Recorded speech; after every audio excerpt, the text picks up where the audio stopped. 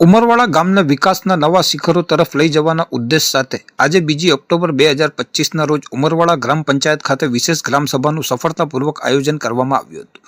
સરપંચ ઇમ્તિયાઝભાઈ માકરૂડની અધ્યક્ષતામાં યોજાયેલી આ બેઠક રાજ્ય સરકારના પરિપત્ર અને તાલુકા વિકાસ અધિકારીના માર્ગદર્શન હેઠળ યોજાઈ હતી.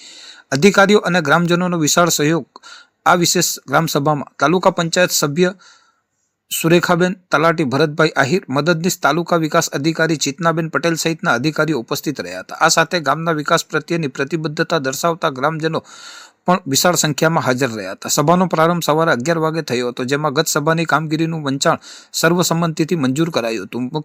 સામાજિક અને વિકાસલક્ષી એજન્ડા પર ગ્રામજનોને સામાજિક અને વિકાસલક્ષી મુદ્દાઓ પર ખુલ્લી ચર્ચા માટે આમંત્રિત કરવામાં આવ્યા હતા, જેમાં ગ્રામજનો તરફથી ઉત્સાહભર્યો પ્રતિસાદ મળ્યો હતો. સભામાં મુખ્ય મુદ્દાઓ પર વિશેષ ધ્યાન કેન્દ્રિત કરવામાં આવ્યું હતું, જેમાં બાળ વિવાહ નિવારણ અભિયાન, ગામના સામાજિક જાગૃતિ વધારવા અને બાળ વિવાહને સંપૂર્ણપણે ડામવા માટેના સહયોગ પર ભાર મૂકવામાં આવ્યો હતો. ભવિષ્યની વિકાસ યોજનાઓ અને જરૂરિયાતોને ધ્યાનમાં રાખીને ગ્રામજનો પાસેથી મહત્વના સૂચનો અને ઇનપુટ્સ એકત્રિત કરવામાં આવ્યા હતા.